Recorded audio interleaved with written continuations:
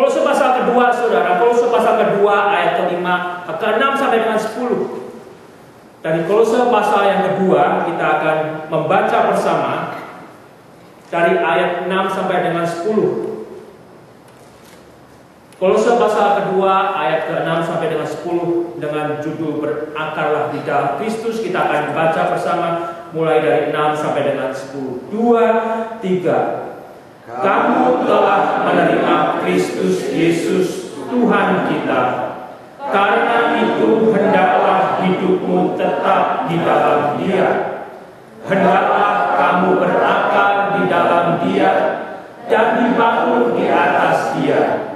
Hendaklah kamu bertambah teguh dalam iman yang telah diajarkan kepadamu. Dan hendaklah hatimu melimpah dengan syukur. Hati-hatilah supaya jangan ada yang menawan kamu dengan filsafatnya yang kosong dan palsu, menurut ajaran turun-temurun dan roh-roh dunia, tetapi tidak menurut Kristus. Sebab dalam Dialah berdiam secara jasmania seluruh kepenuhan kealahan, dan kamu telah dipenuhi di dalam Dia. Dialah kepala semua pemerintah dan penguasa. Sehingga dari sini berbagailah saya dan saudara yang sudah membaca dan meminta pertolongan Tuhan untuk hidup di dalam firman-Nya. Langsung kita boleh melanjutkan saudara di ayat yang ke-6 yang sudah kita baca tadi. Di sini kita boleh melihat satu bagian firman Tuhan melalui Paulus kepada jemaat di Kolose, yang mana di dalam tulisannya Rasul Paulus menuliskan, bagi mereka yang sudah menerima Kristus Yesus sebagai Tuhannya, Rasul Paulus mengatakan hendaklah hidup mereka itu tetap di dalam Kristus. Kemudian saya hanya melihat sejenak di antara kita, saudara, tidak ada yang baru. Artinya saya dan saudara yang sudah seringkali ketemu dari waktu ke waktu, kita pun yakin bahwa saya dan saudara saat ini sudah ada di dalam Kristus Yesus. Sehingga dari sini saudara bukan hanya kepada jemaat di Kolose saat itu yang mana menerima surat Rasul Paulus, tetapi saya juga boleh menemukan satu bagian berkat sebetulnya dari firman Tuhan ini. Jikalau saya dan saudara juga sudah menerima Kristus Yesus sebagai Tuhan, kembali saudara, firman Tuhan ini begitu tepat bagi saya dan saya yakin begitu tepat bagi saudara, agar saya dan saudara tetap hidup di dalam Tuhan. Tetap hidup di dalam Tuhan. Tetap hidup di dalam anugerah yang saya dan saudara sudah terima. Sehingga kembali saudara sejenak, kemungkinan saya dan saudara boleh meneropong secara singkat. Sudahkah saya dan saudara juga sebetulnya dari minggu yang lalu kita bergereja sampai sekarang, kita tetap hidup di dalam Yesus Kristus? Atau saya dan saudara sebetulnya di dalam kejujuran dari minggu yang lalu sampai minggu yang ini, seberapa jauh sebetulnya saya dan saudara hidup di luar daripada firman Tuhan? Melalui pikiran kita yang kotor, mungkinkah saudara? Tutur kata kita yang jelek, yang sepantasnya tidak kita ungkapkan, mungkinkah itu saudara? Atau hal-hal yang lain sebetulnya yang memang kita lakukan di luar daripada kehendak Tuhan melalui firman-Nya? Sehingga kembali saudara di sore hari ini yang saya boleh bagikan, satu, bukan hanya perintah dan peringatan, tetapi firman Tuhan tetap hidup sampai saat ini bagi saya. Dan saya yakin tetap hidup bagi saudara. Di mana yang mengatakan bahwa saya dan saudara yang sudah menerima Kristus Yesus sebagai Tuhan, kita tetap hidup di dalamnya. Dan jika kembali saudara boleh melihat dari pasal yang pertama, dari ayat yang ke-13 dari Kolose itu saudara dikatakan, dari Kolose pertama ayat yang ke-13, mari kita baca bersama. Kolose pertama ayat yang ke-13, 2, 3.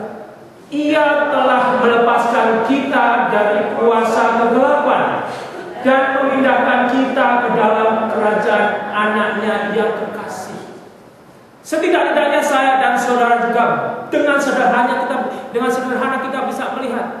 Saya dan saudara yang sudah hidup di dalam Kristus, kita sudah dipindahkan dari kehidupan yang gelap itu, saudara. Dari kehidupan di luar Tuhan, dari kehidupan yang sia-sia, dari kehidupan yang tidak ada masa depan, karena hanya akan menunggu dihakimi dan dihukum. Sekarang sudah dipindahkan di dalam kerajaan anaknya yang terang. Sehingga dari sini saya kembali hanya diingatkan, apakah saya dan saudara selama seminggu ini juga sudah hidup dan tetap hidup di dalam anugerah Kristus? Setidak-tidaknya di dalam terang, tidak di dalam kejahatan, tidak di dalam kegelapan. Secara detail saudara detailkan sendiri, karena masing-masing detailnya terlalu berbeda. Tetapi secara umum kita berikan satu garis besar. Apakah saya dan saudara sebetulnya dalam seminggu ini, bahkan dalam sehari ini juga, kita hidup di dalam anugerah Tuhan? Sehingga tepat sekali saudara firman Tuhan ini boleh menolong saya, boleh mengingatkan saudara. Jika di ayat yang ke-14 juga dikatakan kita boleh melihat di dalam Dia kita memiliki penebusan, yaitu pengampunan dosa. Yesus yang sudah menyelamatkan kita, yang sudah memberi hidup baru kepada kita, yang sudah menyelamatkan kita daripada kutuk dosa, mengingatkan saat ini melalui firman-Nya untuk saya dan saudara juga sadar untuk tidak hidup lagi di dalam kegelapan. Hanya kembali, saya pulang, saudara pulang, kita tidak bisa saling mengawasi lagi. Apa yang akan terjadi dari menit ke menit, apa yang akan terjadi dari detik ke detik, melalui mata kita, melalui tutur kata kita, saudara. Tetapi firman Tuhan tetap hidup, mau tidak mau, saudara. Firman Tuhan tetap hidup dan Tuhan ada. Antara saya dan saudara mau dijaga untuk tetap di dalam firman-Nya, atau saya dan saudara akan memaksakan diri untuk keluar menentang firman Tuhan. Kembali kepada saya dan kepada saudara. Sehingga dari sini saudara, biarlah saya dan saudara juga boleh diingatkan untuk saya dan saudara tetap hidup di dalam anugerah Yesus. Sehingga di ayat yang ke-7 pasal yang kedua kita boleh lanjutkan, hendaklah kamu berakar di dalam Dia.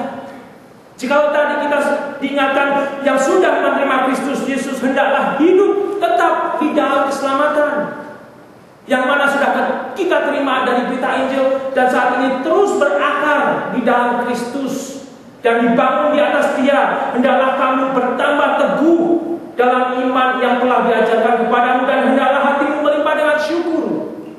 Kembali saudara, sebetulnya akar kita belajar daripada mereka yang suka tanaman. Akar begitu penting bagi sebuah pohon. Lebih-lebih jika pohon itu mempunyai badan yang gede. Pohon kapas bisa gede kalau di Indonesia, saudara. Tetapi mungkin akarnya tidak kuat. Badannya bisa gede, bisa berkembang, bisa berbunga yang betul-betul indah dan mekar, saudara. Tetapi kalau ditimpa banjir, bisa roboh. Tapi mungkin pohon beringin yang tidak segede, tidak semekar itu bisa memiliki akar-akar yang lebih kuat. Dari situlah saudara, sebetulnya saya dan saudara boleh diingatkan untuk kita berakar di dalam Kristus. Dengan saya dan saudara bukan hanya membaca dan mengerti firman Tuhan, karena firman Tuhan seringkali bertentangan dengan keinginan saya, dan saya yakin terkadang bertentangan dengan keinginan saudara. Tetapi disitulah saya dan saudara diingatkan untuk mau menerima kebenaran firman Tuhan dan berakar di dalamnya, saudara. Sehingga ada satu gambaran lain yang saat ini juga saya boleh dapatkan. Jika di suatu tempat akan dibangun sebuah rumah, saudara, ada satu pohon yang memang akarnya kuat. Oleh seorang yang akan membangun rumah ini mencoba merobohkan pohon itu. Sudah ditebang habis, ditarik, digoyang kiri kanan 10 orang, tidak bisa. Ditarik dengan mobil,